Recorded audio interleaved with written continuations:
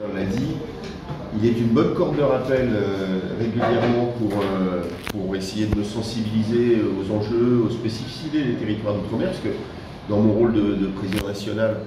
je suis régulièrement l'interlocuteur du ministère ou autre sur un certain nombre de sujets, et c'est important que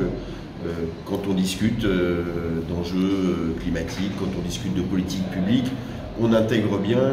les enjeux des Outre-mer. Alors, il est une corde de rappel très régulière, il le fait souvent, il nous interpelle, il travaille dans une commission où il peut ramener ces enjeux-là. Mais moi, en tant qu'agriculteur, c'est jamais la même chose de l'entendre d'un collègue que de venir le voir et de mettre un peu les pieds dans la terre et de venir toucher du doigt la réalité de ces sujets-là, avec des choses que nous ramène régulièrement le président Céla autour de spécificités, de difficultés qui peuvent être des difficultés économiques, de difficultés liées à un climat particulier, et même si ça va perturber, ça me permettra quand même de bien prendre conscience de ces enjeux climatiques. Ça me permet aussi dans les discussions de comprendre aussi les opportunités, parce qu'il n'y a pas que des difficultés, mais quelles sont les évolutions futures, quelles sont les évolutions que la Chambre peut imaginer, réfléchir, qu'elle veut pousser. Et donc voilà, la présence probablement autour de deux types d'échanges. Un échange qu'on a déjà commencé à l'instant avec la Chambre d'agriculture elle-même pour comprendre son organisation,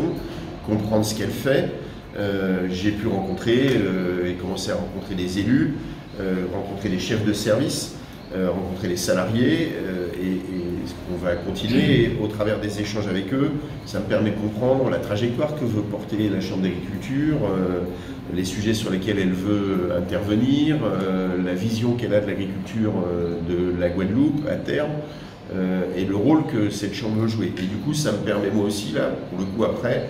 de les intégrer, de comprendre aussi les enjeux financiers pour pouvoir mener ces politiques et d'être à côté du président Célin un porte-parole de cette structuration de la Chambre de Guadeloupe et des ambitions qu'elle peut avoir. Et puis au travers des visites d'exploitation, si on a le temps de les faire, ou sinon au travers de discussions avec des agriculteurs, ça me permettra de mieux toucher la situation réelle de leurs exploitations, de comprendre les difficultés économiques. C'est toujours une chose quand vous voyez les chiffres sur un tableau, mais quand vous en parlez avec l'agriculteur en tant que tel, ça donne un éclairage différent. Les difficultés climatiques, même sujet. Donc voilà, je pense que l'intérêt fort pour moi de cet échange, c'est de repartir en ayant un peu plus intégré les enjeux, les spécificités du territoire, et en essayant à la fois dans les politiques publiques, dans les débats qu'on peut avoir sur les finances des chambres, dans les débats qu'on peut avoir sur des réflexions sur l'avenir, de mieux intégrer et d'avoir un peu plus le réflexe d'intégrer les territoires d'outre-mer et la Guadeloupe en particulier. Donc pour moi au moins c'est vraiment important d'avoir cet échange-là et de mettre un peu les bottes et d'aller voir sur le terrain ce qui se fait et de toucher la réalité.